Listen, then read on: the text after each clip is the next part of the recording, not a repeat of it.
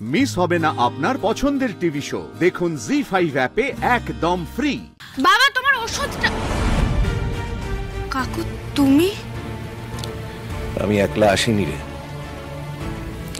মা। এসো। তুই আরশিদের বাড়ির ঠিকানাটা একবার দে তো। হোয়াট? হ্যাঁ, ওখানে তো তোদের শুটিং হয়েছিল। দে না ঠিকানাটা। কি করবে তুমি ঠিকানা নিয়ে? বাবার তো দয়ার শরীর, ক্ষমা টমা চাইতে যাচ্ছে কিনা দেখ। বাবা, ক্ষমা তো চাওয়াই উচিত। যেভাবে অত রাতে মেয়েটাকে বাড়ি থেকে তাড়িয়ে দেয়া হলো।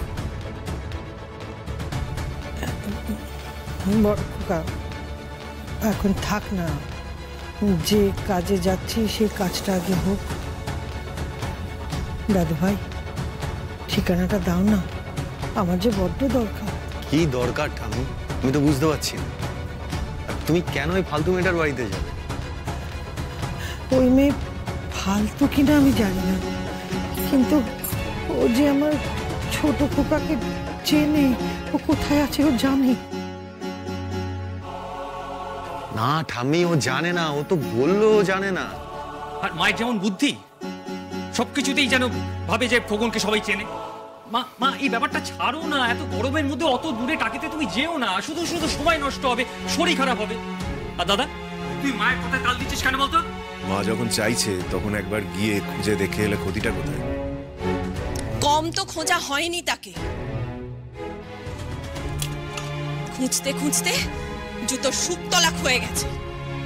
কম হিল্লি দিল্লি হয়েছে, খুঁজে পাওয়া গেছে। খুঁজে পাওয়ার হলে না এতদিনে খুঁজে পাওয়া যেত। ওই ওই মেয়েটার বাড়ি গিয়ে ওকে খুঁজে পাওয়া যাবে? হ্যাঁ মা, ঠাম্মি, ঠাম্মি, স্বেচ্ছায় যে হারিয়ে যায় তাকে খুঁজে পাওয়া যায় না। আর এরকম আশার আলো দেখলেই বারবার ছুটে ছুটে চলে যেও না। তোমার কি আর সেই বয়স আছে বলো? না শরীরে বল আছে? কিন্তু ও যে কাকা বলে ডাকলো। তুমি ওকে বিশ্বাস করো না। ও যে কি মিথ্যেবাদী তুমি জানো না? ও প্রথমে বাবাকে ম্যানিপুলেট করে ঘরে ঢুকে পড়লো। তারপর যখন দেখলো কাজ হলো না, তখন ছোটকার ওই ছবিটা নিয়ে মিথ্যে মিথ্যে রিয়াক্ট করে বাড়িতে একটা বাস ক্রিয়েট করে চলে গেল, যাতে এই সুযোগে ও আমার কাছে এসে আবার আমাকে বিরক্ত করতে পারে। ঠাম্মি, তুমি ওর পাতা ফাঁদে পা দিও না প্লিজ। ও নাকি খুঁজে দেবে ছোটকাকে। সত্যি তোমরা পারো বটে। ঠাম্মি, তুমি যাও, ঘরে যাও, রেস্ট নাও। দাদু ভাই, আমার মাথার চুলটা এমনি এমনি পাকেনি। মানুষ মিথ্যে বললেও ওর চোখ কিন্তু মিথ্যে কথা বলে না। ওই মেয়ে মুখে যতই বলুক যে আমার খোকন কেউ চেনে না, কিন্তু ওর চোখ বলেছে ও চেনে। ও জানে কোথায় আছে। দে না দাদু ভাই, ঠিকানাটা আমায় দে না।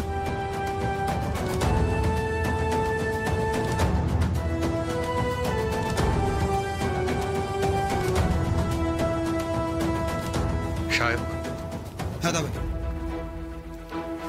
বাবাকে ওই মেয়েটার বাড়ির ঠিকানা পাঠিয়ে দেয়।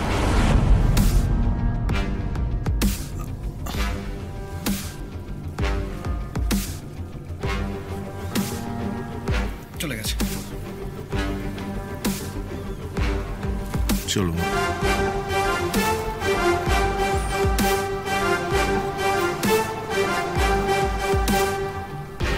থ্যাংক ইউ দাদু ভাই। আমার দৃঢ় বিশ্বাস কাল আরশিকে ওভাবে ফিরিয়ে দিলেও আজ আরশি আমাদের খালি হাতে ফেরাবে না। আমরা আসি।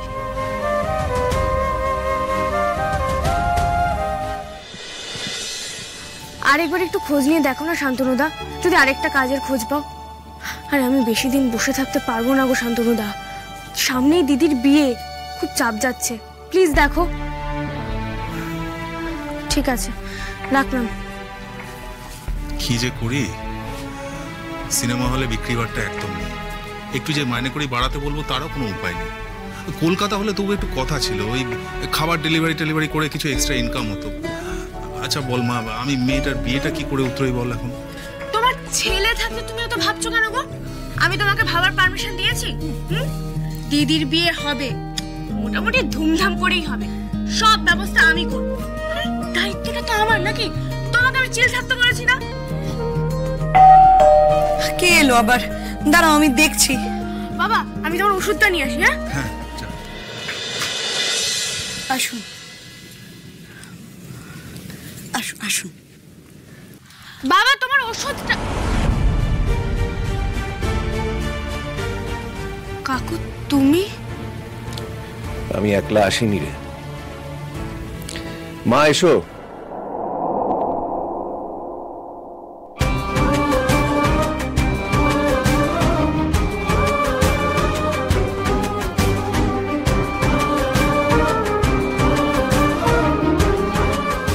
যেখানে বাঘের ভয় সেখানেই সন্ধে হয়। এই কাকুই, এরা কারা? তোরা চিনিস? তুই বুদ্ধিমতী, তুই নিশ্চয়ই বুঝতে পারছিস যে আমরা এখানে কেন এসেছি।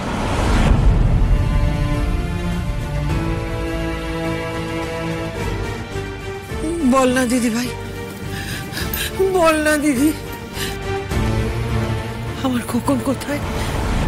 আমাকে খোকনের কাছে নিয়ে চল। আমি জানি না। আমাকে ছুঁয়ে বল, আমাকে ছুঁয়ে বল। তুই জানিস না? বল। আমি 15টা বছর হন্যে হয়ে খুঁজেছি আমার খোকাকে।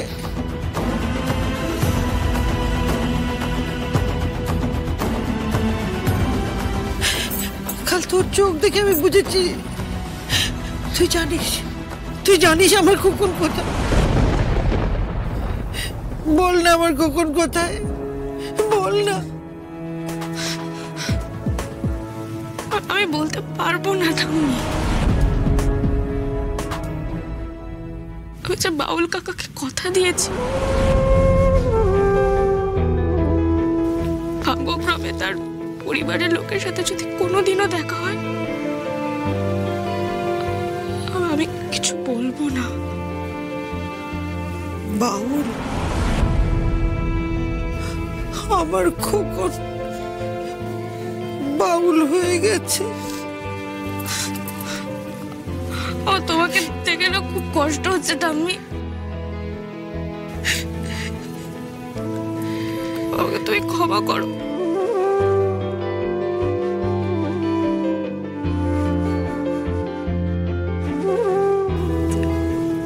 আমি কথার খেলাপ করি না,